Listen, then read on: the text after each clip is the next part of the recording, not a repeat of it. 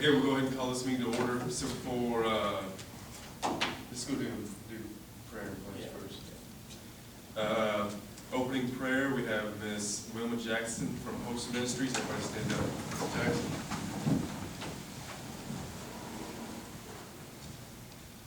Father God, we thank you tonight. We come before you on behalf of our council men and women tonight. We ask you to be with me alone and bless them as they conduct the business for the city of Clinton. This is in your son Jesus' name we ask. Amen. Amen. Wheeler? I pledge allegiance to the flag of the United States of America and to the republic for which it stands, one nation, under God, indivisible, with liberty and justice for all. Okay. First up, we have a public hearing for the annual budget. There's this all. The City of Clinton is conducting a public hearing today, June 4th, 2013 at 5:30. Held here at City Hall. The purpose of this hearing is to discuss the proposed City of Clinton fiscal year 2013-14 annual budget. The City of Clinton requests and encourages all interested citizens to attend this meeting. So I guess we'll go ahead and start off with any trustee or councilman comments or reports? Anybody from the audience? Okay. Do we need to close? Do we need to take a vote to close this out? Yes. No action taken. No action taken. No action taken. Just close it out. Do anything else. Accept the motion to close this public hearing. I'll second. Trustee Councilman Rodoff? Yes. Trustee Councilman Lowry? Yes. Chairman Mayor? Yes. Okay, now we'll go ahead and open the regular meeting of the Public Works Authority. Now consider a motion to approve the consent agenda. Two of us. Wheeler? I make a motion to approve the consent agenda. All right. May 21st meeting. Second. And Trustee Lowry? Yes. Trustee Rodoff? Yes. Chairman? Yes. Action items, presentation by Guernsey Engineering regarding Foss Water Treatment Plant Improvement Project. Steve? Yeah, I guess council, like introduced Larry Roach. I don't know who else. You got all kinds of folks with you tonight, so continue to see other folks. Foss has been working on some issues and upgrades at their facility, some needed items, and I wanted them to come. I've been attending their meetings and listening to their thoughts on where they're trying to go, and I thought it was important that they would come and present to the city council an update, and so you have an opportunity to ask questions and hear firsthand their direction. Larry? Thank you. We've prepared an extremely comprehensive presentation to answer all of your questions. But Steve said we could only have 15 minutes. So we're going to rocket through these slides. I encourage you, at any time you see something on the slides that you want me to stop and go back and discuss, or if anything comes up that's a question, please slow me down and I'll be glad to go over it then. We can also discuss questions at the end. We're going to discuss everything from the reservoir to the actual cost of the potential construction. See how fast this is going? We're not going to talk much about Guernsey. It's been around 85 years. It's one of the largest engineering firms in the country. We specialize in water treatment. We've done these water and wastewater projects across the state. So we're fairly well versed in the water industry in Oklahoma and elsewhere. We co-joined with one of the premier membrane technology specialists in the country. And we went out during the selection process, and way back there, that's the group from the Foss Reservoir Master Conservancy District that visited the Goodyear desalination, brackish water desalination plant in Goodyear, Arizona, and got to talk firsthand with the people that operate and live with these facilities every day.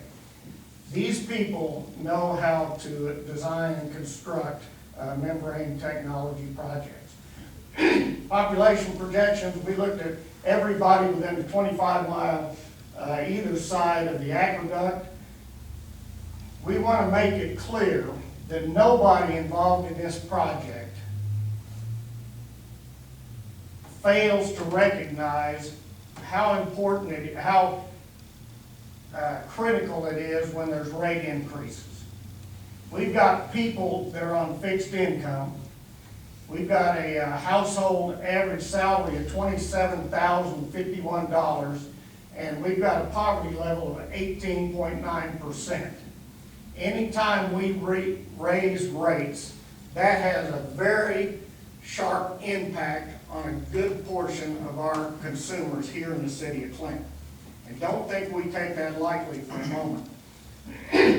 We had the drought, no surprise, but we were rocking along for the last 30 years with very above average wet years. All of a sudden the drought hit, and look what happened to our historic day demands. Now basically an analogy I could give you, if you're driving 55 miles an hour back and forth from Clinton to Amarillo, that's the way we were doing back when we were at 1.4, 1.5 MGD. When you go up to 2.74 MGD, you have your foot all the way to the floor on the plant. And you have redlined the systems. And that's what we're doing today as we speak.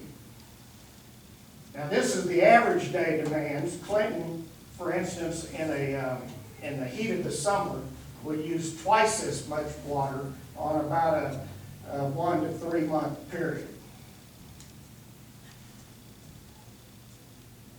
Quickly on the history, Foss Reservoir was born because of a flood. Hammond flood 1934, the Washita River ran 2 miles wide, killed 17 people, and wiped out virtually every building, ranch, and farm along the Washita River.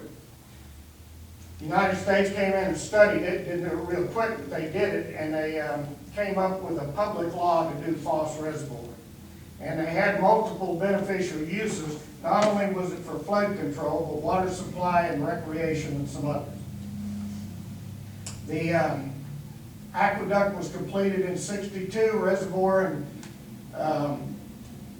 '63, our first plant '74, an EDR water plant in 2002. Now when I go by these plaques that are on the side of the water plant, I'm always struck about how your predecessors raised their hand years ago and said, we're all in on this reservoir. We're tired of the floods and we want the water supply. And it was your predecessors, not them or us, it's us. I mean, Foss Reservoir Master Conservancy District is comprised of 4 communities, and Clinton's sure one of them. The reservoir, that's not a picture from Antarctica, that was January of this year. I think it's a pretty neat picture. Only thing up at the top of that is it's one of the largest earthen dams in the country. Let's talk about this stuff. Question's been asked of me, how can you guarantee that Foss Reservoir will have water in it in 4 years at the rate it's going? And I'm here to tell you, I can't predict Mother Nature. I can tell you that all this stuff will happen. If I was good at predicting, my 20-week pregnant physician assistant daughter wouldn't have been in the Moore Medical Center when the tornado hit a couple days ago, or I would have been with her.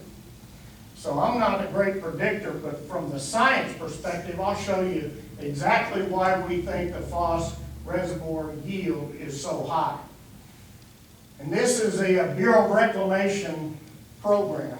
And if you go back to 1926, 2 years before Guernsey was even created, all the way up to the present, that is the lake levels for all those periods. And the worst on recorded history, the reservoir in 1972 and 74 would still have maintained 19.7 million gallons a day. Water supply yield to whoever could take it. Now realize we're only taking 2.5 MGD, but the lake can yield 19.7 MGD. This is a great parts of the dam. The conservation pool is pretty large, and it is true that at the current rate, if it never rains again, we'll be at the end of the conservation pool in 4 years. So what's the emergency plan? Well, the emergency plan is then we go to the Bureau of Reclamation, say we want in the sedimentation pool, and we throw some temporary pumps in, floating pumps into the reservoir, and we buy 2 more years of water. In that 2 years period, we take drill wells around the lake in fairly close proximity to the lake, because guess what? That land is saturated because of the lake. And we pump 2 or 3 more years out of that aquifer. So it's not a gloom and doom, the sky is falling for years. Now, I showed that salt stuff. These are gypsum deposits. I'm sure you've all seen them. It's the kind of shiny white stuff that you might see somewhere. It's all in the Washita Basin. And that stuff dissolves into water. And as an example, if you took the pink stuff, that's what everybody calls it, if you take the pink stuff and put it in a glass of water and shake it up, it goes away. Well, that becomes a dissolved solid. And if you set that glass there for a month, that stuff won't settle out because it's a dissolved solid. The dissolved solids in the Washita River coming into our reservoir have been increasing for years, and it's still increasing today. So the saltiness of the reservoir is increasing. This is our plant. That part of the plant, that circular tank, green one, is a clarifying basin. It's a settling basin. And the filters filter out the suspended solids, not the dissolved solids, the suspended solids. And those filters, think about a anthracite, sand, and gravel filter about 30 inches deep, 36 inches deep. This is what every single conventional plant in Oklahoma looks like. This is what they do. They take out the gunk that is suspended in the lake. Then they chlorinate it and they send it on to town. So basically they take out these turbidity units and get all the way down to 10. These guys, because of some magic they perform, get it down to less than 1 coming out of the first unit, the clarifier. So they do a wonderful job at what every other conventional plant does.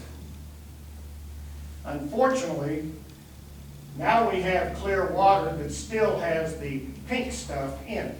In this case, calcium sulfate, the gypsum. The gypsum salt's the same stuff you make wallboard with. It's not particularly dangerous or toxic. It's a little bit mildly laxative.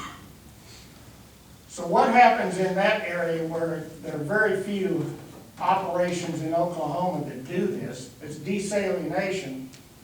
And if you look down on the lower left, those units separate the dissolved solids out of the water by using electrical current to draw the water across a semi-permeable membrane.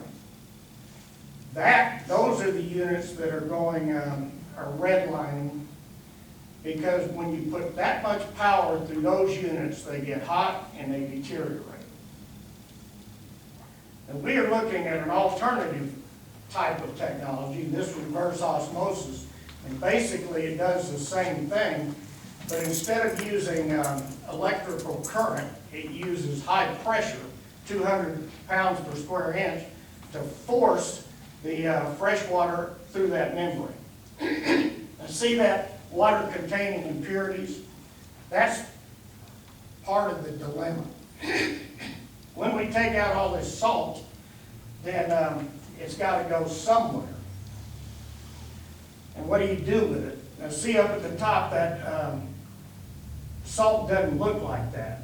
In reality, the water that we discharge looks better than the Washita River. It just happens to have this dissolved solids in it.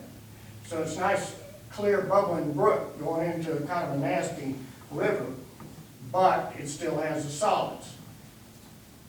And the problem is, we have to do toxicity tests to keep those minnows floating upright instead of upside down. And as the salts increase, that becomes more difficult. So we have looked at other opportunities like injection wells. We'll continue to discharge the river and evaporation ponds, ways to get the salt out of the system and handle it elsewhere. These are not cheap. We'll see that later. Now conveyance, we got 52 miles. This was built by the Bureau of Reclamation. It's got some issues. You can hardly maintain any of the surge tanks or the tanks on this line. There's no bypasses that permit that. It's a design issue that these guys have been living with forever. And at some point, we're going to have to take care of it.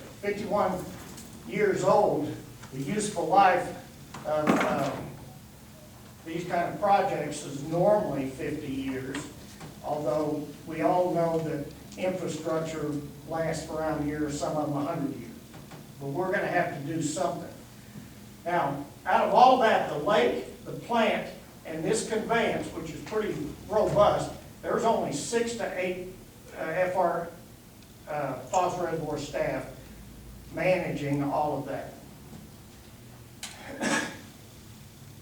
We came up with a plan, and I want to put something to bed first. We were charged with the responsibility of looking to 2035.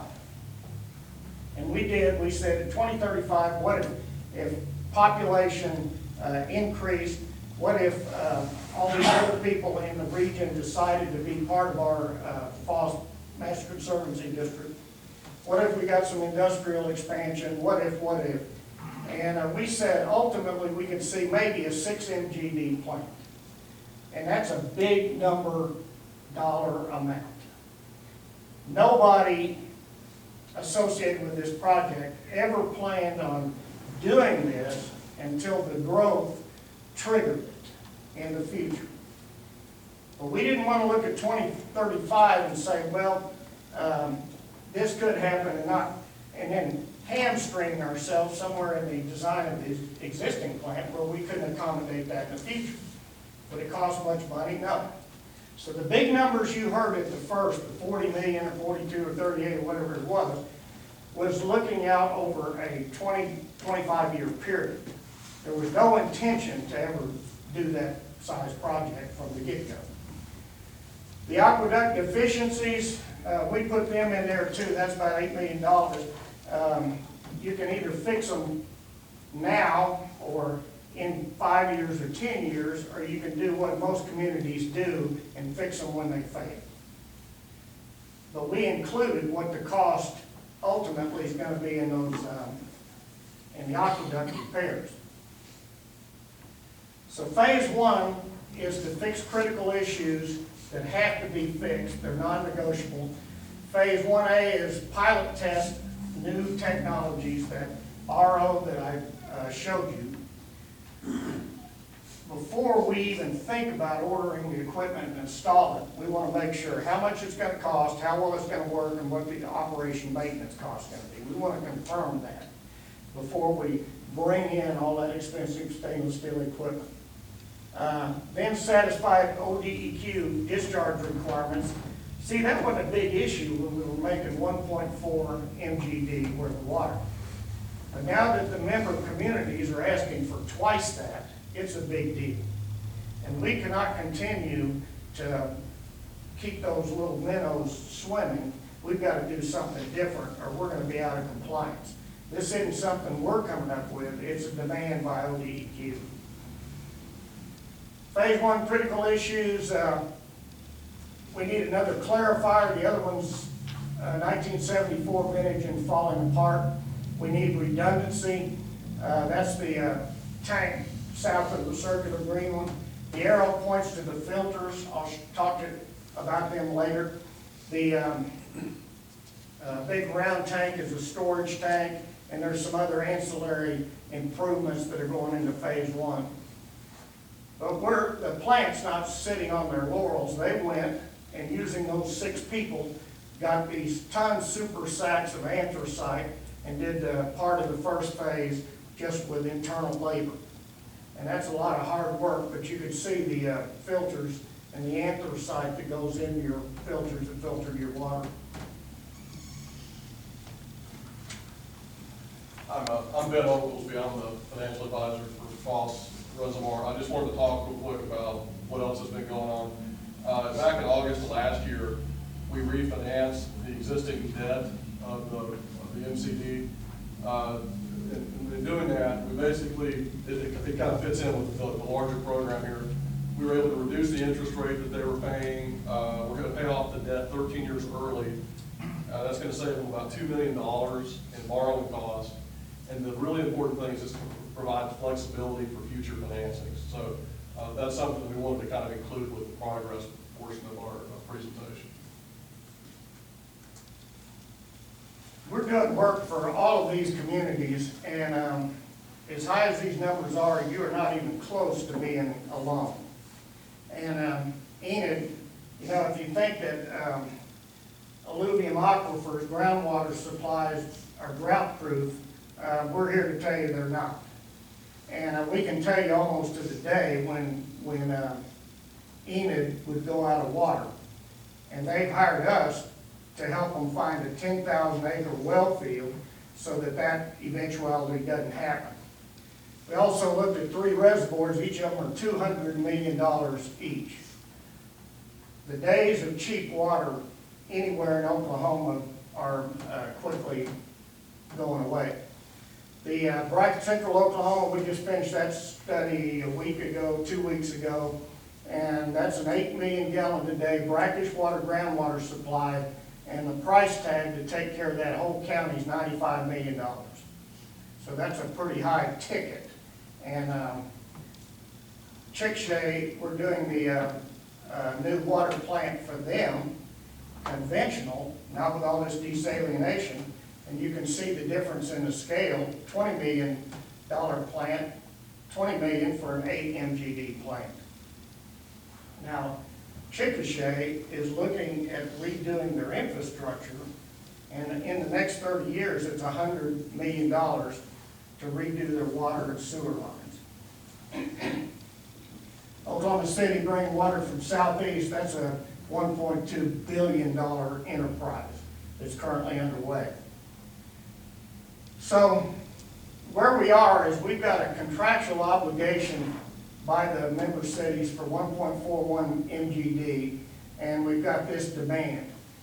We need to spend some money so that we can support that 2.76 MGD demand, which we collectively have proven we need. The fallback position to provide just 1.1 or 1.4 MGD is there, but I don't think that's very palatable to any of the member communities. We're using and need more water than that. So down at the bottom, let's start at the phase 3. We're taking the aqueduct deficiencies off the table for now, not forever, but just for this discussion. And you can forget the 6 MGD increase, the increase to 6 MGD. That's not going to happen until the customer base tells us we need it. So the critical issues, those 2 with the check marks, have been approved by the Foss board. And together they total 8 million gallons of debt, or $8 million. And if we stay at a 1.4 take or pay allocation, then you see down at the bottom what the total cost increase is going to be per $1,000. If we increase the take or pay provision, it will help us in being able to finance the project because it will be a defined revenue stream and it will reduce the cost per 1,000 gallons. This is part of the equation, it's not all of the equation. Let me ask you a question. Could you tell us, what do you mean by take-or-pay? What was the take-or-pay provision? Right now, by contract, the member cities, all 4 of them, are guaranteed that they will buy 1.4 million gallons per day each and every day. Okay. Total, the member cities total. Right. We're Okay. obligated to Okay, I got it. take, we pay. Right, so then we increase the total to 2.5, then that lowers the cost per thousand because of financing. Well, basically, just because it spreads the cost at $17.5 million over a bigger number of 1,000 gallons. Okay, It increases the denominator in that calculation. buy more, pay less. Now, the 2 yellow ones, we never wanted to give you those numbers, phase 2 and phase 1B and phase 2. And here's the reason why. Until you do the pilot test, you don't know what those numbers are. I mean, you can make an educated guess, but we didn't want to throw out those numbers until we done the pilot testing. Because once they're thrown out there, they stick. The ODEQ discharge requirements have an unknown component because the ODEQ is just now writing the regulations for injection wells for water treatment plant residue. They're not even finished. And we've been involved in discussions with ODEQ, and we think we know what they're gonna do, but until they do it, you know, it's an unknown. Until we see it, it's an unknown. But we can't keep coming to these meetings and asking you for some decision points without giving you our best guess at this particular point in time. So that's why the numbers are up there. Now let's look at some more good news, bad news. Each of these new systems have to be operated. So those pluses, those red numbers, are what the cost is to operate per 1,000 gallons. And you can see getting rid of that salt, the discharge requirements, is a pretty high number, darn high number. We have backed off bringing a plant to a reliable 4.5 MGD, because that would add another $5 million in cost. We are saying we're going to try to get it up to 4.5 MGD, cross our fingers and hope all of the systems work. And we relieve some of that pedal to the metal stuff on our existing systems. So we're backing up a little bit and putting in $5 million worth of RO instead of what we wanted originally, which was $10 million of RO. Everybody, when I come into these meetings, a lot of times they ask, well, what's the market cost of water across the state? And this is what we're seeing. Clinton's $5 to $6 per thousand, and then the other communities range across the board $2.80 to $12.20. And many of those are going up. That one. As far as the financing is concerned, we really got going this year in the spring. And again, they hired us to be the financial advisor. So they've chosen the financing team. We're now going through the process of determining the scope of the project and the timeline. And we're determining financing sources. This is most likely going to be Water Resources Board. They have the best terms, best interest rates. But we're not completely sold on that yet, but we're getting there. Let me ask a question. How much are you looking at financing? Well, I have to look at I'll get to that slide in just a second, I'll show you, but what we're talking about is anywhere from probably 12.5 million to 17.5 million, you know, based on, and this DEQ thing is obviously a big variable. How much they're gonna raise, what are you wanting the city of Clinton to do? Well, what we're asking you to do, and I'll get there, is basically we're talking about the take or pay component is really what we're wanting to address. Willing to do that. Pardon? What if we're not willing to do that? Well, that's gonna cause some issues for us. We just need to kind of hash this out. So basically what we're trying to get to is in June or July of 2013, right now, between now and the next 6 weeks or so, we're gonna submit a financing package. I'm gonna probably submit it to the Water Resources Board. We're gonna ask for a 25-year term. We're gonna ask for what's called flexible debt amortization. That's one of the advantages of the Water Board program is we can kind of shape the principal repayment schedule a little bit. And the reason I bring it up is, you remember that original slide I had where we pay off the old debt early? I'm gonna make full use of that so I can put some principal towards the back years and reduce the impact on ratepayers. We well understand that, because we did the same thing, most communities would do is not to. Exactly, yes, sir, yeah, exactly, I agree. Don't So, need to be a financial consultant to know that. I agree, yes, sir.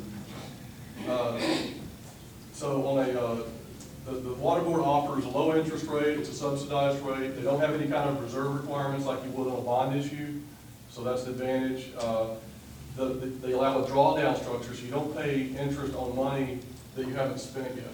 It's a drawdown, so that's a real, they can save a lot of money. The important thing with the Water Board is that they can look forward, not backwards.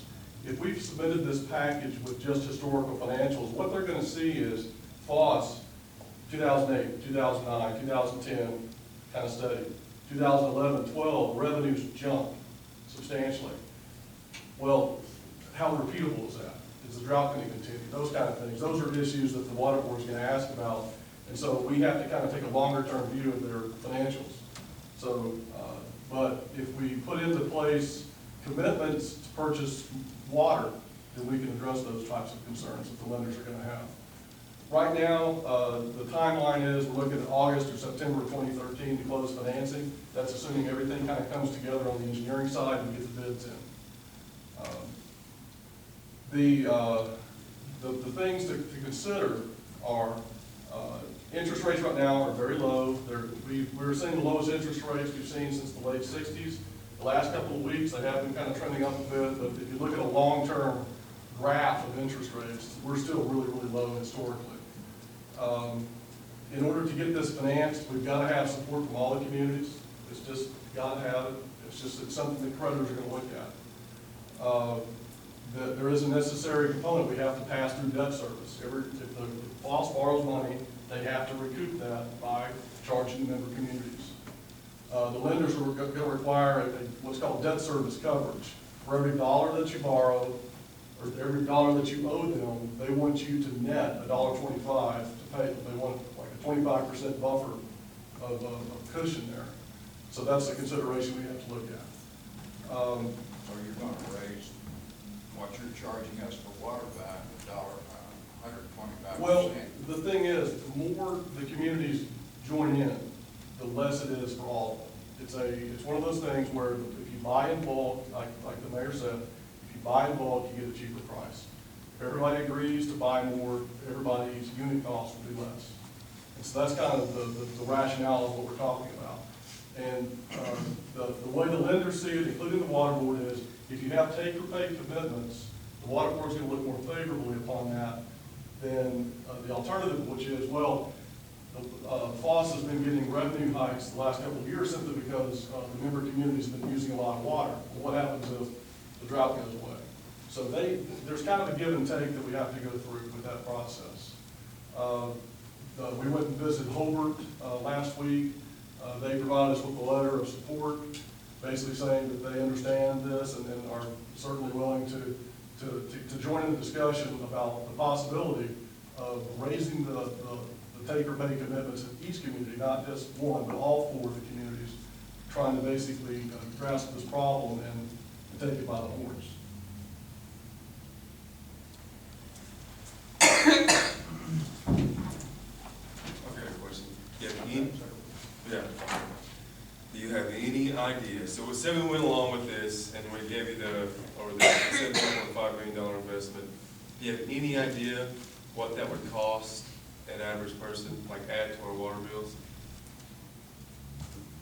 The addition would be $1.78 times 5,000 gallons is the average monthly household usage. So $10, So we'd be raising our water bill on Clinton $10. do what, We'd raise our water bill on Clinton $10. on average? Average 5,000 gallons. 5,000 gallon Yeah, unit. right. What do you use, Steve? 10 to 12. It's $20. I'm the average, on that, probably 10 to 10,000. Well, I've got a question. When are you going to get your discharge issue worked out? Don't you think that ought to be the first thing that you do? It's the highest priority. I can't tell you when ODEQ is gonna allow the injection wells. We're ready to start on the, we're already started on the evaporation ponds. We can't start on the injection wells until we see what the regulations are and the codification is for the injection wells. Is there any other way to dispose of the wastewater than injection wells? So, I mean, is there any way to avoid the injection well process? No. Well, evaporation ponds, which are 60,000 an acre, which would be real extensive. Right now, we're looking at 47 acres of evaporation ponds, but it'd be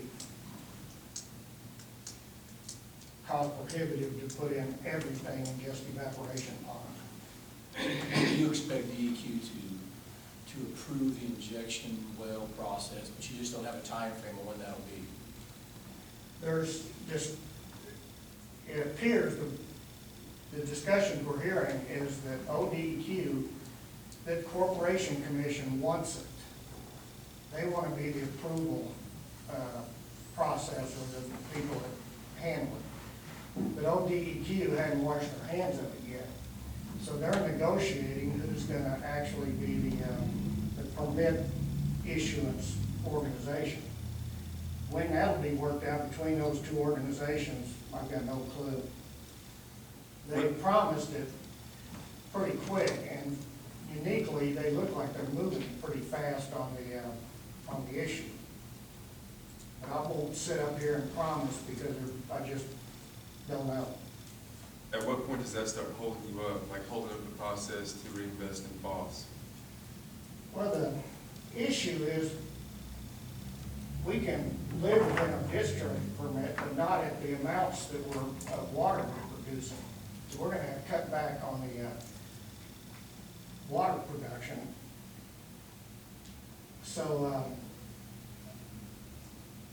what happens, the process is if we kill those minnows, we go to what's called a TRE. And it's a big involved process that lasts for 6 months? And it's very expensive, but basically it's an administrative order where they tell us to do something to fix it, and we've got to tell them how to fix it. So it's we're trying not to get into that position. How much water are the, like this summer, how much water are the other communities, Hobart and Cordell, how much are they taking? Yeah. On the average, Hubbard has never exceeded their maximum prorata share for the whole project, and Cordell is held under. So, What is that, Bob? 34% of the 3 million and 14% for Cordell. Who's 34? Oh, it's taking 34% of 3 million? Well, yeah, about what we can produce. That's the average number is. Okay. You know, peak days, we work with everybody, but that's a pretty good average number. Cordell is taking what Under percent? the 14%, that is their total allotment, and I would suspect they're probably using 11% of it. On the take or pay provision, are you expecting to raise everybody by the same percentage? Right, same percentage. Is Hobart willing to go to 34% of 4.5 million on take or pay? No, we're not having to ask for that kind of increase. The 4.5 million take or pay. 2.5. 2.5. You're asking for 2.5 take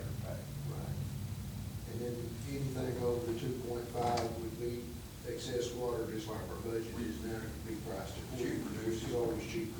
But you produce 2.5 now, can't you? Yes. How much cash does Foss have right now? Because, you know, we're paying you an extra $75,000 this month. How much cash does Foss have in the bank? Their operating expenses have also gone up I considerably. understand that, that's not my question. How much cash do they have in the bank?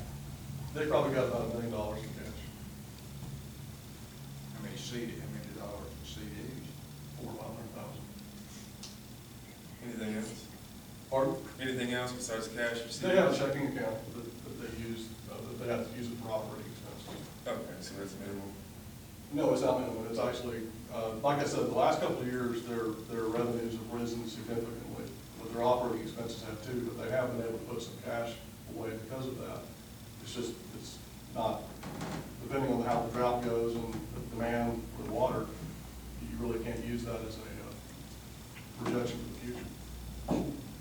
If the city of Clinton would not participate in additional take or pay, what is the plan then for Foss? Is it to reduce the scope, or or just increase our current allotment pricing to cover that cost of additional upgrades? Well, that's something we'd have to talk about with Foss and all the member communities.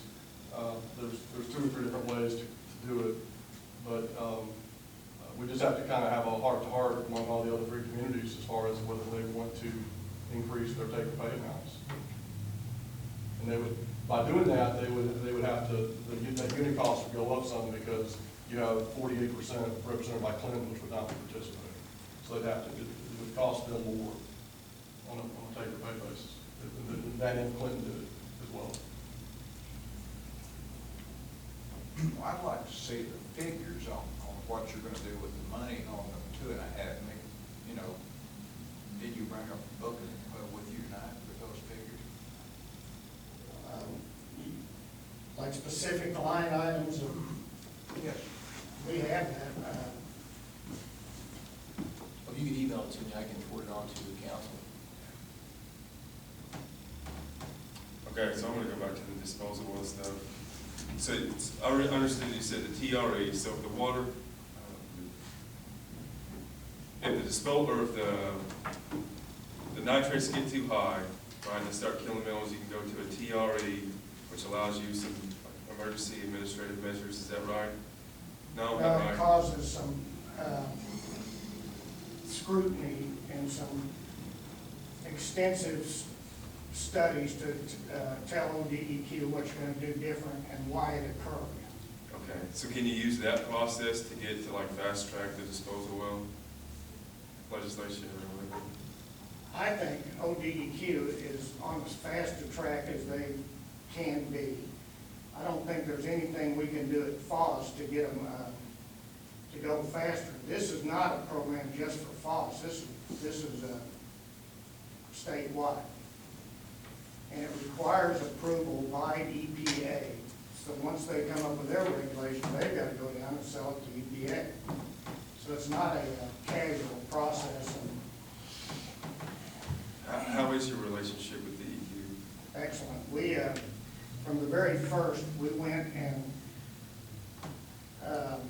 gave them briefings. We actually took them out to Scottsdale and Goodyear to show them those membrane plants and the technology we were considering, to try to open the dialogue rather than have a adversarial relationship.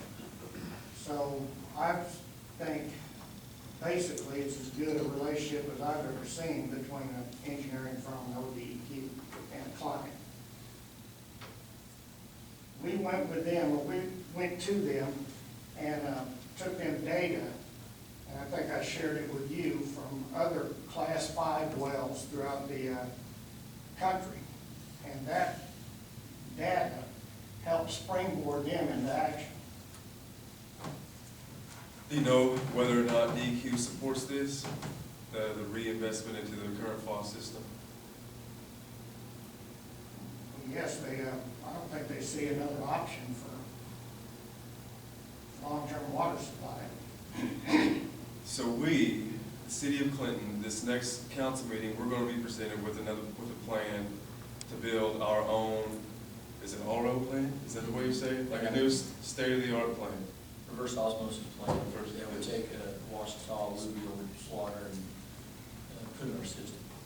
Have you all considered the possibility of using some of your current existing infrastructure and offset some of the costs and just building a new plant? Now say that again, say that again. So, have you all, has Guernsey, in advising Foss, considered the possibility of, I don't want to say, I guess just scrapping, you could say scrapping, the current plant and just building a new plant? Sure, we've considered that. We have a 17-year note left on the existing equipment, and there's existing service life left in it, and a 4.5 MGD RO plant, brand new, is out of our budget. What are you looking at? Do you have any idea? Oh, 40 million. Is there any way that you can offset the cost of that 40 million by using some of the current existing infrastructure of the plant? That's basically what we're doing. We're gonna put in a new RO system and gradually phase it out, phase the EDR out. EDU? That That's electrical the dialysis? electrical dialysis. I think maybe the question you're asking. Yeah, What is the lifetime, after you do the upgrade, what's the lifetime of this upgrade? How long does it give us? How long will the lifetime be after that? With the For 17? financing, I always use 20 years, but since we've already got some life off of it, I'd say for the EDR, it's 17 years. For the RO, it'd give us 20 years plus. For the new RO, stuff like the clarifier, 40 years. Like the elevator, the ground storage tank, 40 years. What's our current agreement with Foss? We take just shy of 700,000 a day. So this taker pay increase would basically put us close to 1.25 or something like that, basically, that we can. Now, what? For how long? Indefinitely, basically. I mean, Probably as long as they have Yeah. finance and debt. minimum, yeah. The current contract goes to 2051. And so would the new taker pay go to the end of the 25 years of financing of the? From a financing perspective, you want at least that. And the council, you have to consider that you also have an MOU with Canute Yeah. to take 750,000 gallons a day once that plant's completed. And so just don't forget that. I mean, that's I understand that. What you tell Wheeler, our current, what we were requesting right now? just shy of 700,000 a day, what we're required to. I think 690 is what we're kind of, I think is where it's at, so. So we increased it to about 1.5. 1.25 looks like with the 2.5, 48% of what we're involved with. So say you invest that $17.5 million, and then at the end of 20 years, it's time to rock again. Are you gonna be able to use that structure, that infrastructure there and build upon it? Or is there any time where all of a sudden, we've invested in this plant so much, and now we just can't use it anymore? All of the desalination skids, they're mounted on skids. So it's fairly easy, once the infrastructure's in place, to pull them out and replace them. And that's what we do. The other clarifiers and all of the concrete stuff and the conventional work will remain in place, and we won't have to change that out. Now, will we have to do maintenance periodically? You have to do maintenance on everything mechanical, but we don't foresee any huge tankage or major other replacements. So yes, we could use the infrastructure and in 20 years change out the desalination skids. Well, I'm more concerned about the current issue of what we're looking at on $17.5 million. Is it? I'd like, again, I would like to see a breakdown of how you propose to in $17.5 million. Have you received that? Steve? I've got a breakdown, I don't know if it's changed, but I mean, the last time we talked, our last meeting, I can forward that to you. It's going to Change. 4.5 million gallons a day. You know, what time frame are you looking at to get the plant completed? 2 years for the phase one, 4 years for everything done. The thing that drags it out 4 years is the pilot testing. It's got to be 6 months. You got to do a summer and a winter period. Once you do the pilot testing, then we'll get it in as quick as possible immediately after that. We'd like to start pilot testing this fall, and then after that, it'd be pretty quick design for everything else. Well, the thing I think that we need to look at, and the thing that we need to express to the people in the community is, you know, we're committed on 700,000 gallons of water per day right now. We have an MOU with Canoe that will give us about the same amount of water with the possibility of going higher. Then also we have we're going to receive information next week, or in 2 weeks from now, what it's going to cost us to put our own plant in. You know, and I lean toward putting our, you know, water is very important in western Oklahoma. And I kind of, you know, if we're going to invest half, $17.5 million, I believe I would just as soon have our own plant where we can spend the same amount of money and have 3, possibly 4 sources of water, because we always have Clinton Lake if we ever get a 6-inch rain or 10-inch rain.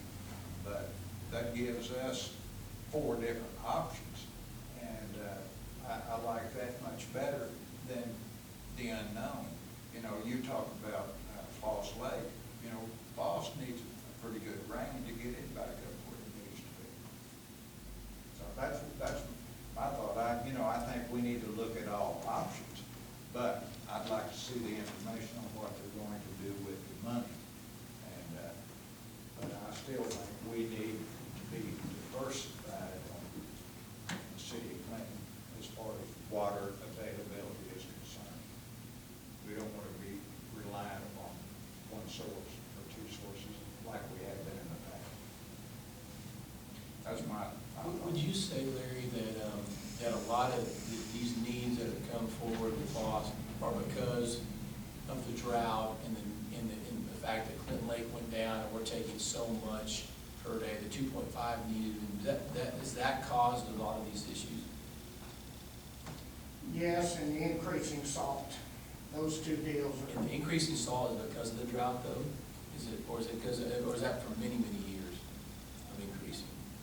It's occurred for many, it's a trend. It's worse in this drought period because we're evaporating 47 million gallons a day out of the reservoir, which concentrates the salt. In the wet periods, that'll reverse some.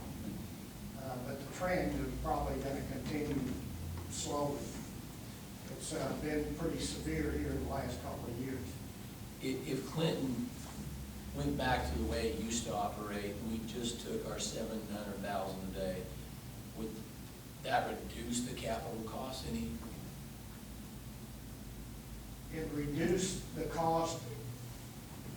If you said tomorrow, we want the 700,000, we don't want to call up the plant and get 4. Then where it would really reduce would be that brine discharge component, because we wouldn't have near as much brine to get rid of in an injection well, so on and so forth. We probably could get by with less overloads that occurred if you went back to 1.4. We did pretty good at 1.4, but this last 2 years really burned out those components. So we can't not do anything, but we could probably scale back. I don't know how you can just keep in this summer from needing 2.74 MGD average, unless it gets heck of a rain. Well, it could run out, I mean, I think that's, everybody knows that, but if you're adding Canute and you look at a new plant, there would be the potential of not need, I mean, could Clint said, our goal is to do, you know, work with Canute, potentially look at a smaller plant of its own, or Clinton Lake come online, and we try to go back to our daily allotment of 700,000. Would that change your direction with the Foss upgrade? If you did it immediately, but if it's 5 years, 6 years from now that all that stuff comes to fruition, that's not gonna help us. We can't survive 5 years until all these other permutations and combinations come together. So there's no way to continue for the next 5, 6 years with the pedal to the metal on this plant. It's just not doable. You've already started some improvements, right? We started them and then we put them on hold, and we thought, you know, maybe we ought to have these meetings and get your input before we spend any money. We don't want to spend any money we're going to back up on. What improvements have you already started? It was phase one, right? Phase one, very limited. The plant did the filters. We've had the field survey done. We have the geotech on hot standby, ready to go. And we've done preliminary design on service water pumps and the tanks and quite a few of the appurtenances, the clarifier. We've been in vendor discussions with manufacturers. We're way along the road for a pilot plant testing, getting that mobilized. Okay. I might have missed it. You had said the financing would be in August, September. Well, then what kind of timeline are you looking at for these phase 1A and 1B as far as being able to consistently produce 4.5 million? Well, we need to have some stuff in the ground in 1 year, like the tank, service water pumps, the clarifier may not be completely constructed, but it would be well underway. And the financing is basically set up, and then we draw down the financing as we actually spend the money. So we're not gonna get a whole bunch of money and then have it sitting over off to the side. It doesn't work that way. And then all of that $7.5 million, some of it will drag out, but most of it will be 1 year, 18 month. You mean 17.5 million?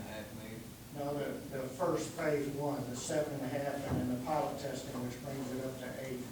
Those two are the ones we're ready to do immediately. We're already working on.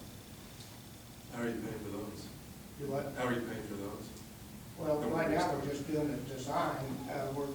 We have to do the design and submit an engineering report to ODEQ to get approved before they'll give us the money. So we're in the design portion.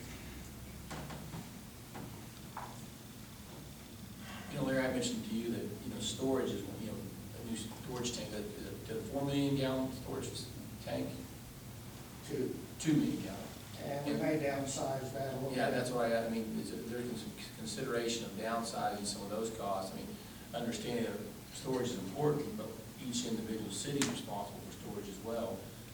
You know, some of those costs, as well as, you know, backup generation is important, but, you know, is there any, I don't know what that thought process was on, you know, a generator, is there, can you, I mean, what was it? Do you need more consideration on how do you deal with that? Is that something you need to deal with PSO, AP, and, you know, and your other service provider, or? PSO has put in a switch that we can attach a generator to, a rental generator that you go off and rent. They promise it in 24 hours. One thing that concerned us is that when they had that picture that had the snow, they had the generator ready to give us in 24 hours. They just couldn't get it down the road for days. If we have that storage tank, that buys us some time and makes the generator a little less critical. Now let's make it even more complicated. For $335,000, we can buy a 600 megawatt generator, or kilowatt generator. By operating that generator, we can shave peak energy costs over time and then pay for the generator out of the savings. That's something our electrical engineers are considering. The rental opportunity or the peak shaving opportunity. In addition, Kiowash Electric has stepped up and said, we'll put in a generator for some of our customers, including the raw water pump station. And we're in the bill for nothing, on their nickel. Also to capture some of the peak shaving opportunities. So we're exploring that with them now. And the Bureau of Reclamation has to weigh in on allowing them to put it on their land. So that's a potential. And those savings aren't defined in the cost yet, but they could be. Could be. With this plant, as soon as you move something down on the priority list, there's plenty to add back onto the critical needs list. It's not and they're all legitimate. I've got another disposal question. So right now, so you use, so say you create 1 million gallons of drinkable water. Don't you have to then pull water from Foss and mix it with the brine to dump it down the Washington River? How many to make 1 million gallons, how much water do you have to pull from Foss to dispose it of the wastewater? Well, it usually runs at 800 gallons per minute, or about a little less than 1 million gallons a day, day in and day out. Okay. That's your brine? Now, that's the blend water, descaling water that from the lake to blend down the salts. So 800 gallons per minute, it's a 10-to-1 blend. So you can get 1 part of brine for 10 parts of the phosphate. I don't understand the numbers very well. 100,000 gallons of brine, 1 million gallons of phosphate. Would you say it again? 100,000 gallons of brine, 1 million gallons a day of phosphate. Okay. How much drinkable, like, so you have 100,000 gallons, I can just get to my ultimate question. So if you get the disposal well legislation through, right, which you said was absolutely necessary regardless of the way that you go, you then avoid that? Like, can you just dump the brine down the disposal well without pulling raw water from Foss? Yes. That's the goal.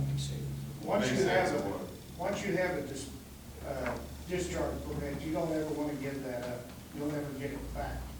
So we want 3 opportunities to get rid of that brine in case there's a wet year and there's not evaporation, there's a mechanical problem with the ejection well. We want all 3 legs of that stool. So we will continue to use all 3 opportunities. If for some reason the ejection well is not operational, then we go to the evapoponds. How long does an injection well last? What's the life of an injection well? They're basically indefinite. Minimum is 20 years. Okay. The residue is these are class 2 oil field wells, essentially just with a different, slightly different regulation. This water is so much better than anything the oil field put down the hole that it's perfect water for injection. It's got that dissolved solids and it's clear and it doesn't plug up the aquifer. So Foss operates on ED technology right now. EDR. EDR technology. And is the $17.5 million, is that moving us to a different technology?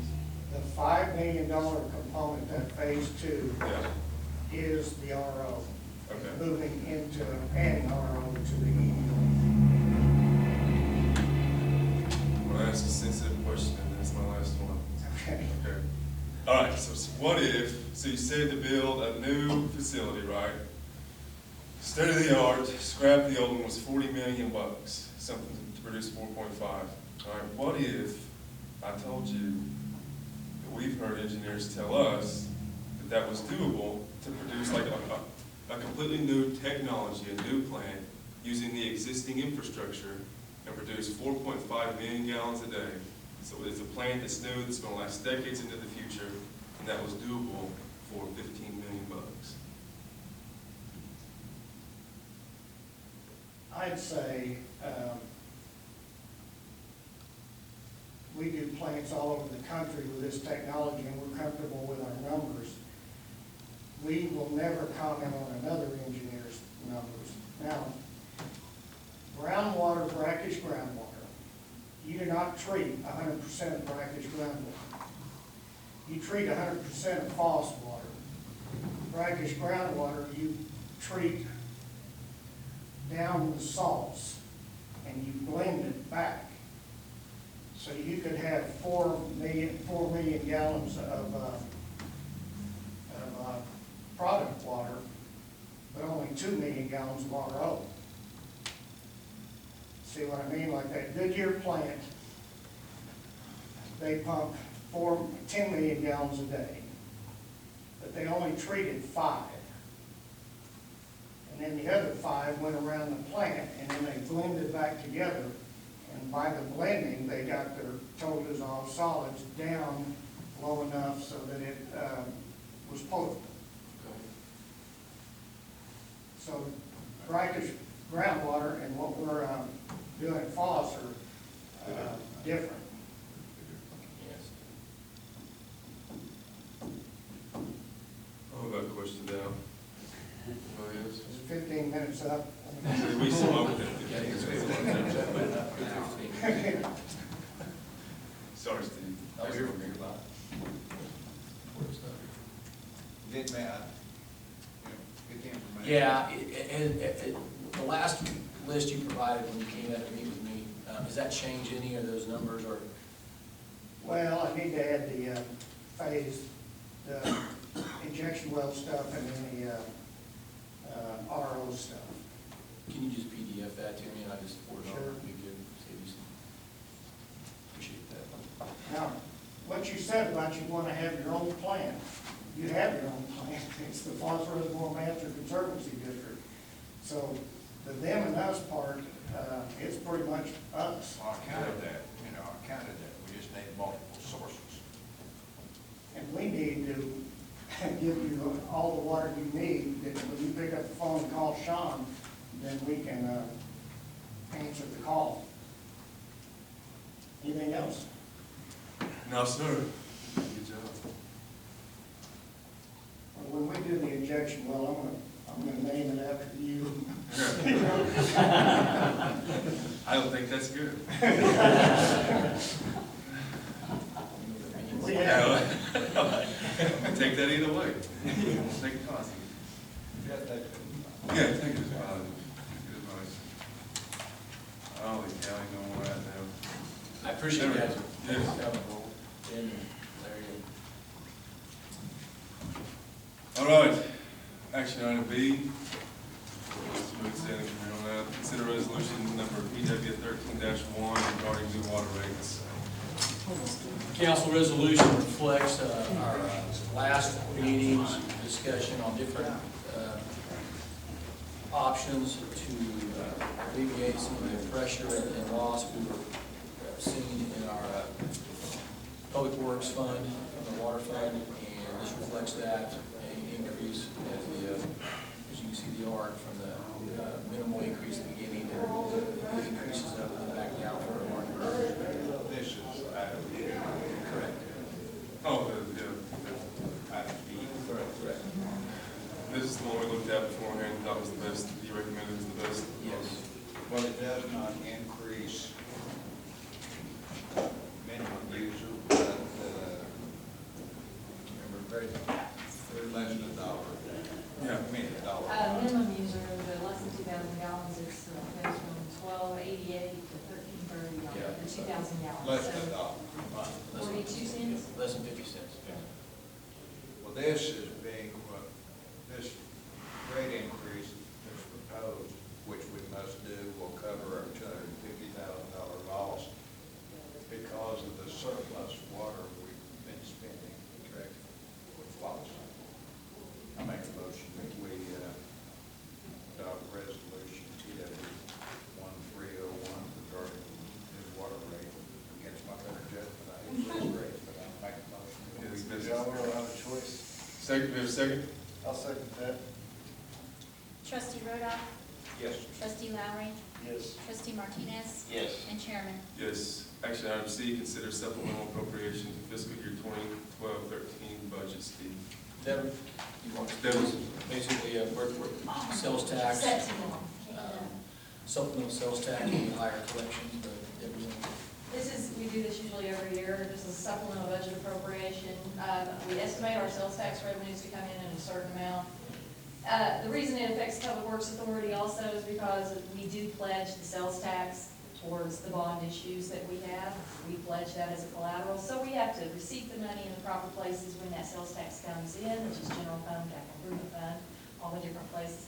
Then we have to transfer it into the Public Works Authority to meet that 1.25 debt requirement that he was also talking about, that's required on most debt service requirements. So we estimated our sales taxes come in a little bit higher. We just need to increase the revenue. As we've collected it, we need to increase on the revenue side for what we've actually collected, and we need to increase that sales tax transfer line for that same number, because it's an offset for that, and it's a sales tax transfers we do every month. You'll see it also on the council portion of the meeting, and several different things. All right, let's do it. Comments from trustees? It's just a paper. Mhm. It's just, I move we approve the appropriation. Second? I'll say Trustee Rodoff, yes. trustee Martinez, Yes. trustee Lowry, Yes. and chairman. Yes, ma'am. Trustee reports regarding this particular authority? Well, I think we need to talk a little bit about this presentation. Yes. Council, that's a good point, Don, and I'll just say this, is that what you're about to do, your decision making, that you've already committed to a plan agreement with Canoe, and our daily allotment of $700,000, that 9 months out of the year is enough water to handle it. Now, 3 to 4 months out of the year, we obviously have increases. That's where our own plant will be a benefit, and give us additional sources. And if you look at the trend, population increases 1 or 2, 3 to 4%, but water usage has grown a tremendous amount. And so you have to make when you get the presentation from PEC in 2 weeks, you're gonna have to determine if you want to be involved with this project versus look at your own plant, because I don't know if you could do both financially without seeing a huge increase to your customers. So just something to think about. And we still don't have all the information from Foss, so there's a lot of incomplete information, and yet you're kind of being pushed to decide one way or the other for their And I finances. really don't like being pushed. They've been working on this for how many years?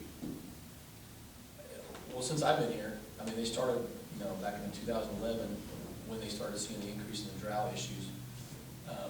They've had the discharge issues for longer than that. I don't know how long, but They've had discharge issues probably 5, 6 years. I will say, I do think their injection well is a good direction, because they can save the water in the lake and keep that, help them a lot. But it's gonna be a while before that's resolved. And so some of the other issues they have are in front of you that I don't think they wanna wait, so. How much water do they produce, say 9 months a year? They produce 2.5 million gallons a day. I think the average is around less than 2.5, and because you're adding the peaks in there, like they can only produce about 3.5 in the summertime.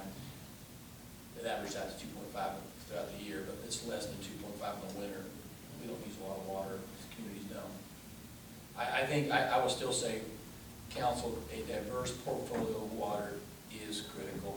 I think your direction to move the canoe is good. Clinton Lake could be there if we ever, we'll see some intake eventually, and Foss is always, we're a partner in Foss.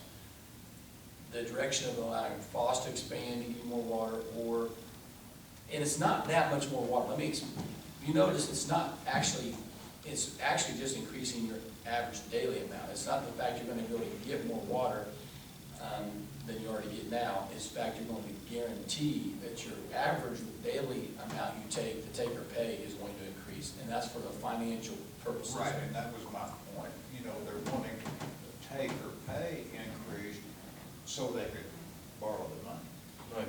You know, they can only get up to about, 3.5 to 3.8 million gallons a day, and he still could not guarantee 4.5. I know that's their goal, but they could not, he marked out reliable. So I don't know if you ever get to that. Well, to me, the key word, and it's like you said, is diverse portfolio. That's what we need.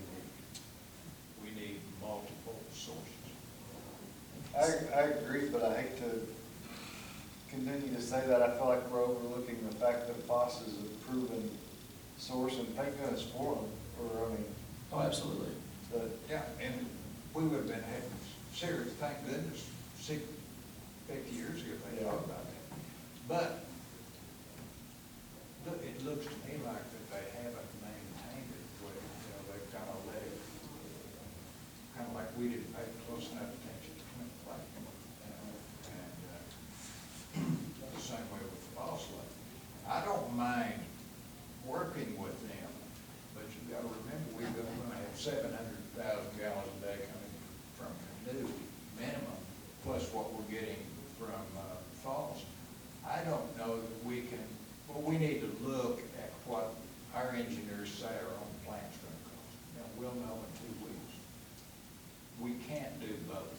We can't go along with Foss, and we can't do our own plant. We can only do one or the other. But I think even if we went with Foss, I'm not sure that for what we're getting, we want to increase water rates $10 to $20 a month. In fact, we need to look along before we do this. Sounds like Foss is gonna do something regardless of what we choose though, I think. I'm not sure they can without us. They have to do something. Discharge, they have to do it. Discharge is something in front of them, and then they have some O&M issues. Their operating and maintenance issues have to be resolved. In my opinion, they couldn't borrow $17.5 million unless we committed to. I think you're correct. I don't believe that the scope will be that large if you do not increase your take-over.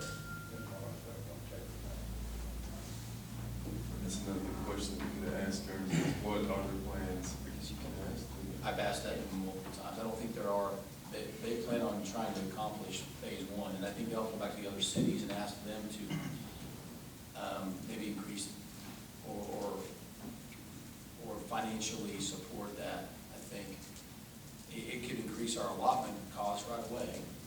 I would expect that to be a large increase compared to what we pay now.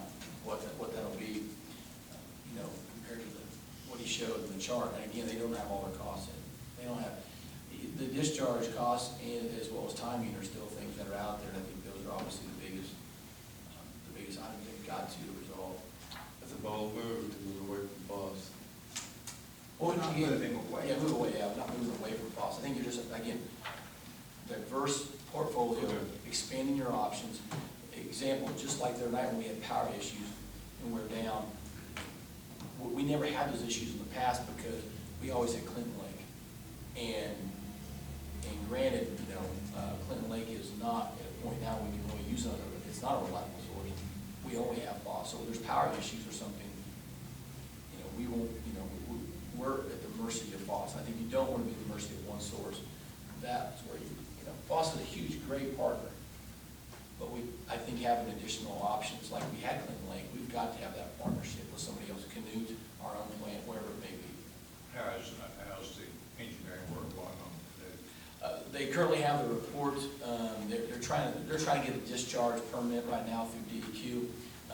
They're finishing up the plans the overall expansion from they were first going to put in a smaller 1 point something plant to a larger plant, so that is in the DEQ, so we're waiting, so it's a lot of timing, but they are trying to move forward on their test wells quickly, try to put a financial package together so they can go ahead and begin test wells and wells and distribution to the plant, and then to wait for DEQ approval of the plant. I will say, we don't expect water until probably September of next year. I want everybody to understand that. Now, also, we're waiting for grant approval from CDBG. I wish we could get that. As soon as we can get that, we can go to bid on our water line. Our engineers don't be in front of us in 2 weeks, but it could take up to 300 days to do the water line from our Clinton plant to Canute. Based on the fact, just a good contractor can only get maybe about 500 feet, a day. Now, that could possibly change. We hope we get less than that, but that's what you have to prepare for. So You probably ought to go ahead and talk to Brent Almquist and see if they can if we could use 066, right? Yes, our engineers were having that conversation at the beginning of the conversation of working these right away. I'll also let you know that they saw the recent pricing you mentioned to me. They saw that recent pricing. They're very excited about the fact that hopefully the cost we saw that was a concern should be a lot less than we initially saw when we had to do the first report. So I think we're moving on our water line. It's just as soon as the grant approval comes in, because I just don't want to jeopardize $350,000. That's obviously, that's the tax dollars, and we don't want to do that to the folks, and so let's wait for that. But it will coincide well together with their plan versus ours. So it's moving forward. It just takes so much time, and it is what it is sometimes. All right. So just one more quick question. So we're guaranteed, we have to buy 700,000 gallons of Foss water a day right now. If we take it or don't pay, we pay a certain fee, and it's based on basically 690,000 gallons that we take every day. We take that. But if we didn't take that, we would still pay it. It's take or pay. But the price per gallon can go up. It could go up.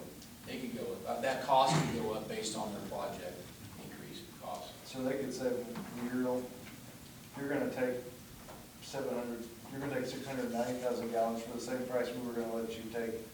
I mean, they could have essentially raised our rate as high as they want to. I think, to some extent, yes, but again, the Oklahoma Water Resource Board is where they're going their funding. They take that into consideration. I was told that their approval is going to be based on Clinton's and all the other member cities, Hobart, Bessie, Cordell, how you feel about that. So their financial package, I think they're not going to be responsible by putting that much pressure on Clinton. But there are some things and costs that they have to deal with. Obviously discharge. Some of the other things, can they amortize that out over longer periods of time? That's why I asked Larry Roach, maybe reduce the scope. As I mentioned tonight, I think they can. They don't want to, or they may not want to right now, but they can do that. I know they can. And we want Foss to have a good infrastructure. And I don't want anybody to think that we don't. But I do think Clinton has to be, and I've been to every meeting, I've been to every conversation, to say, what does it mean for Clinton? And always understanding that the price per thousand that people pay is important. And we need to try to make it as affordable as possible, as well as have an abundance of water when we need it. So we have representation on the Foss board too. Yes, you don't forget that, council. You have 3 members that represent the city of Clinton on that board that you recommend to be on that board. And so they represent, and so we always want to, and I'm in contact with them, and I go to those meetings, and that's why it's important to express our concerns to them. Call it home. Can I clear one thing up? That dollar amount we pay is based on their annual budget that they present at the 1st of January to us every year. And there's this page that you have that I emailed to you. At the bottom it states, the current calendar year 2013 annual assessment for the city of Clinton for the operation and maintenance of the treatment plant is $763,841. The current calendar year annual assessment to the city for the operation of the dam and the reservoir is $39,060. That is a little bit over $800,000 that we pay to them, an annual assessment we paid out in 12 equal payments. And then that dollar amount though is based on their budget for O&M for the whole year, and us paying 48% of it. We're paying 48. And then whatever their production is, the allotment that we get in the dollar amount that equates to it is that 48% also. So it's their O&M budget. Yeah, and that's a good point, Denver, because during their budget process, you know, in this last budget, they typically have done it based on our allotment. We typically only took about our allotment every month. Increased a little bit over the summertime, tried to stay around that because we had Clinton Lake.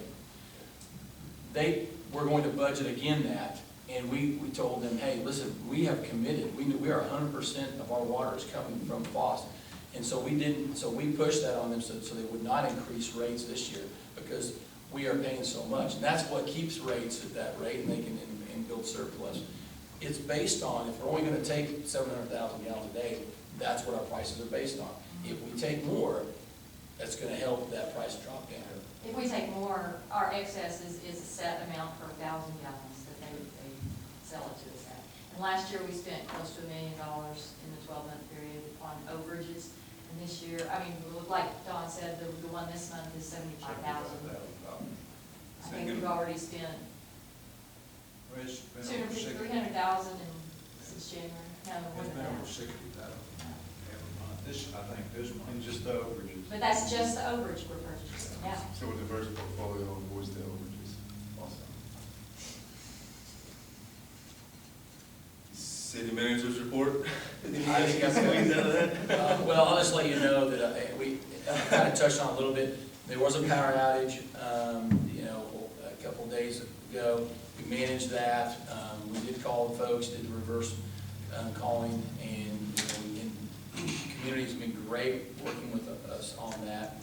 You know, we just have managed that a couple different times, and so that's really the only thing. And you know, our usage has really been pretty good. Not seeing a lot of peak usage right now. Temperatures have been really good and cool, and when we get a little bit of moisture like we did last night, that has really helped keep things down. And so we've not seen.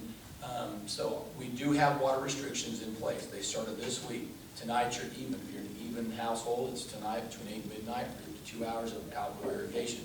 You can hand water every day after 8 o'clock. If you're older than spouse, you can do that. And you can use soaker hose every day. I will say that those are in place and they help us, but I can tell you we're managing well because of the weather. Weather's been more normal than we're hopefully getting out of the drought. Obviously, we're definitely months to go. Yes, and we expect that July and August and even early September it will be hot and dry and windy, and that's when the restrictions are so critical. So that's what I have. Yes, I have a question on the discoloration.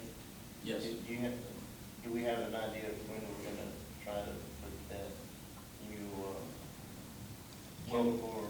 Yeah, ice picking, I mean, in the day. Yeah. It's in the budget, and as soon as the budget's approved, July 1st, Mr. Jones will contact the company and we'll begin those locations that we see and begin that. And we're still working, though, we are also still working on the phosphate injection with PDC and writing that up, getting DEQ permission to put some phosphate in the line that will also help discoloration also. So 2 different avenues we're still working on. It doesn't happen quickly, but our goal is to really knock the iron buildup in the lines down. And the high, when that Foss water, it really aggravates that iron and really flows it. So it's why you see the orange and red color. Again, it is safe. It is safe to drink. It's very ugly, but it is safe, and we are trying to alleviate that in this next year as much as we can. I was just wondering, it's gotten a little worse the past week. Well, if you ever see a location that gets the worst, if you'll let me know, and let Stephen know, we can go flush that area a little bit, and that seems to help flush that out and move that out down the line. And we'll continue doing that. When we hear those, we pin those, we get that on a map, so that we'll know those areas are the worst areas. So when we do the ice picking, that's where we'll start. We're seeing repeat locations. All right. Audience participation? All right, seeing none. That's all right. Consider a motion to adjourn, the Public Works Authority. I make a motion to adjourn the Public Works Authority. I second. Trustee Lowry, Yes. trustee Martinez, Yes. trustee Rhoda, Yes. and chairman. Yes. Multi-agenda. Hospital, recreational, solid waste, industrial, airport authorities. Consider a motion to approve the consent agenda. I'll make a motion. Second. I'll second it. Trustee Martinez, Yes. trustee Lowry, Yes. trustee Rhoda, Yes. and chairman. Yes, no action items here. Trustee reports regarding these particular authorities. City manager's report. Well, I'll hit a couple of recreational items. We continue to have good baseball tournaments that are bringing a lot of people to town at Acme. We got one again this weekend, and coming up, we had one last weekend, as well as Putt-Putt is going to open this weekend. The pool is open, and so we're excited about that. And really, you're going to see a lot of increased activity, recreation. We've got our summer programs going, and so just a little update on recreation there.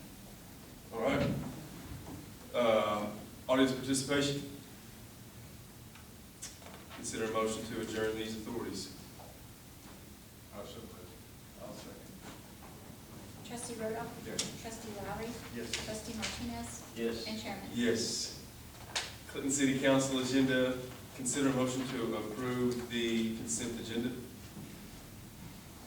I'll make it. I'll second it. Councilman Rhoda, Yes. Councilman Lowry, Yes. Councilman Martinez, Yes. and mayor. Yes. Action item A, appointment to the Board of Adjustments. Mr. Hewitt. Board of Adjustments, we have two folks. We have Brian Anna Hansley and Mary Ella, did I get that right? Yes. Acosta. Both are willing to be reappointed to the Board of Adjustments. Do they both, do they attend those meetings? Yes? Mhm. Yes. Yes. Consider a motion to approve. Did I move we reappoint them. I? Okay. Have we had anybody else show interest in? Now, I asked Lisa that for either Board of Adjustments nor Plan and Zoning, no one has come to us that's interested in those, to fill out an application or talk to us about it. Are we voting here on the both boards? Just Board of Adjustments. Okay. I always, if they go to the meetings, and they're willing to put that on there, probably should reappoint. Yeah. Is it a one-year term? No, the three-year term. 3-year term? Yes. 3-year term. Go down, I'll show you. Oh, There sorry. might be some more, yeah. There it is. Get to the stuff there, yeah. There you go. Where we, I move we reappoint. Yeah, right there. Try to. Second, on the reappointment? Councilman Rhoda, Yes. Councilman Martinez, Yes. Councilman Lowry, Yes. and mayor. Yes. Appointment to the Planning and Zoning Board, Mr. Hewitt. Well, Mariella is willing to serve again. Doyce Walker, he would like to remove himself, he's not interested in doing it again. So I believe this was one vacancy, and again, we've not had anybody come to us at this point. So if you have any names, we can table this and we can bring it back to the next agenda, but we do not have any buddy at this point. Maybe this will help us get to the newspaper, we can advertise and try to. I just see if anybody wants to apply. Yeah, I'd make a motion, we table it and see what happens. Well, that's what I agree, but we need to reappoint this. Reappointment. Lock her in. Yeah. I move that we reappoint her and then we'll have one vacancy. A second? I'll second Councilman Rhoda, Yes. Councilman Lowry, it. Yes. Councilman Martinez, Yes. and mayor. Yes. Action item C, consider renewal agreement with the summer playground. Council, this is your annual agreement with Summer Playground, do a great service, got a lot of kids this year already.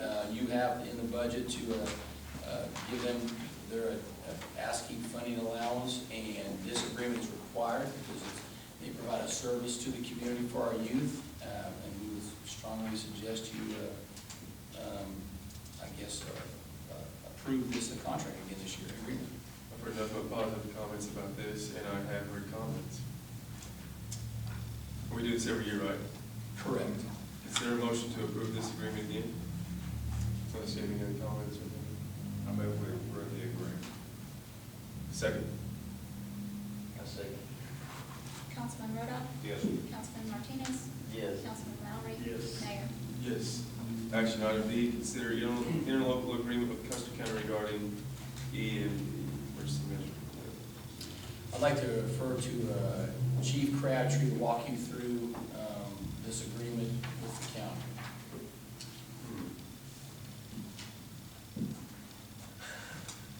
I'll get it back on schedule, I hope. Possible This SLA grant, the state-local agreement is monies that's given from the state emergency management to local communities. It, right now, currently Clinton receives $10,000. 25% of it has to go to the planning process. We, the county commissioners has agreed to partner with this. What happens is the planning portion, the EM director for Custer County is going to do the planning for us. We're going to have input, okay? The remaining $7,500 will come to the city. That's mandatory. I've conferred with Fire Chief Carpenter on this. This looks like a good avenue for us to go with if you guys decide that you want to do it. We can utilize the $7,500 for emergency type equipment. Right now, me and Chief Andrews are evaluating what that money's, or Chief Carpenter, don't shoot me. Whatever, I inherited this thing. Chief Carpenter, I am so sorry, buddy, please don't shoot me. He's not sorry. Don't drink that, Gerald. We call him Chief. Anders. Yeah, Chief Andrews. You know he retired. I'm tired. But anyway, that $7,500, say for instance, we need to put a new storm siren in. Obviously, if they cost more than $7,500, we could use that money to apply towards that. And again, me and Chief Carpenter are evaluating where we can utilize that money. And if you approve this, then I will take it to a copy to the county commissioners. All right, I know that when the power was out last night, I was trying to get on my phone to see if there was a tornado coming, but I was kind of like, I can just relax and listen for the siren. So it's good to have $7,500 to go to that. Any other comments besides that one? Okay. Consider a motion to approve this agreement. I make a motion we approve the interlocal agreement. I second. Councilman Lowry? Yes. Councilman Martinez? Yes. Councilman Rodoff? Yes. And Mayor? Yes. Action item E, supplemental appropriations for this for 2012-13 fiscal year. Council, whatever you want. Well, we have sales tax. I'm gonna come over here and do it right like David did. Yes, please do. It is the same thing, it is the sales tax, we estimate sales tax coming in, they come in a little bit higher. The sales taxes are pledged to that debt, so we have to transfer to the Public Works Authority, and then we receive it back if it's for special revenue voted on for a certain purpose. One of these also, in the general fund, includes lodging tax. Lodging tax, same way, has come in. We receive it into the general fund, but we transfer that to the Industrial Authority for the operation of the Frisco Center. And so those have both come in higher than we projected, and so it's to raise those budget numbers up, so those transfers are covered. That's all I'm passing on. All right, comments from council, questions? Thanks. Anti-climactic. I know, isn't that Comments from council? Okay, consider a motion to approve the supplemental appropriations presented to us here. So move. Second. I second. Councilman Lowry? Yes. Councilman Martinez? Yes. Councilman Rodoff? Yes. And Mayor? Yes. Action item F, request of Northwest OK Branch Commissioned Officer Association to close Airport Road for this day for a 5K HIV/AIDS awareness prevention run. Councilman, as you just mentioned, Northwest Oklahoma Branch Commission Officer Association is having this 5K run. We received it this week. I want to get your approval. We have no issues with it. They will, BIA will manage this at the time, but obviously our fire and police will be aware of the situation and assist if needed. But this is for just a small period of time during this 5K until it's complete, then they'll remove all barricades. But it's important, I think, that you understand this is an access to our airport, so we'll have to take some roundabout detours to our airport, but it's not a huge ordeal. There's nothing major planned at the airport. We can manage it. We recommend it. What do the residents that live along both Guernsey and Airport Road? BIA will work with them. If they need to get out, they'll work with them, help them get out to the nearest exit. And if they have any concern, they can, obviously our staff, can assist them if needed. But this really shouldn't affect but only a couple, because it's just that small area from, you can see that road there up to Doherty. There's a few houses in there, but we have more houses up beyond Doherty, but those folks they'll be able to access if needed. BIA will work with them. All right, consider a motion to grant this request. I move we grant I'll second. Councilman Rodoff? Yes. Councilman Lowry? Yes. Councilman Martinez? Yes. And Mayor? Yes, action item G, consider resolution number 818 regarding cooperative agreement with BIA for wildlife fire protection. Well, I'll make sure you get your name right. Chief Carpenter is going to walk you through this. Basically, what this is, gentlemen, is, and Lisa looked this up, last time it was brought before as a resolution was in 2007. Anytime we go on BIA property, you have the right to send them a bill. If you don't have this resolution in place, we cannot send them a bill. The billing was $500 until this year. They put it in a resolution form so they could raise it to $600. In other words, they just authorized us a pay raise of $100. So anytime we go on a BIA ground, any type of Indian land, we send them a bill of $600. They pay. Perhaps that'd be a good way to get that problem worked out there for clovers. What was that? The worst thing is not good. Wow. Don't bring that here. Because our city attorney, I know he hadn't done anything on it. So, I called. I did go look at it for you, Ryan. Thanks. Appreciate it. You agree with me on that? It does need some attention, yes. Okay, consider a motion to approve this resolution. I make a motion to approve resolution number 818. I'll second. Councilman Lowry? Yes. Councilman Martinez? Yes. Councilman Rodoff? Yes. And Mayor? Yes. Council reports. Anybody have anything left? City manager's report, Steve. Council, with recent storms, we have instructed people, they'll put their limbs out by the curb here, helping pick those up. We continue to do that as we have these storms coming through. We've got staff, multiple staff doing that with the chipper and the larger ones, we're sending them down. We are working with DEQ, we plan on getting a burn permit. If we've officially got that yet, no.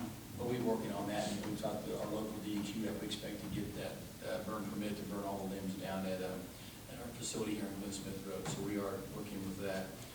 Just an update, our Memorial Day efforts, a lot of staff worked with the chamber and alumni, had a good weekend. No major issues. We felt it went off without any issues at all. It was very, very successful. Lots of people, and probably they're down there, but lots of people in town excited to work with those folks, and people spending money in town is always good. So we I'd like to thank my staff for all the folks, the extra guys down there, sanitation, street, police, fire, everybody was down there, and we appreciate all of them. And last, I'll give you an update on that property though. I've talked to a city attorney, also our code enforcement, Toby Enders, and I think at this point, I had a gentleman from the casino come to me about a week later. He heard this, it was in the paper. He is trying to help me work with them to get that property cleaned up. If we cannot, really our options are to clean that property up. We probably won't get any revenue back from that, but we can't assess anything to the title itself. But we will be doing that if we continue not to see any progress. I'm hoping we'll get some help from the casino folks, maybe they can push this landowner to clean it up. But it is something that our office is Getting getting. us into business is war. Yeah. But I think we'll get it cleaned up. May not get much, it may cost us some money, but, and I will, we had an abatement hearing 2 weeks ago, and I looked at about 15 different properties. We're moving forward on that, and we don't see any cleanup. They'll be in front of you pretty soon here. So that time of year, they're doing a lot of mowing, assessing a lot of mowing around town. Our staff's having to do these properties, but we're getting it. And I will say, town did a great job of cleaning up for the Memorial Day event. Town was really good. So we're happy with folks. That's all I have tonight. All right, audience participation.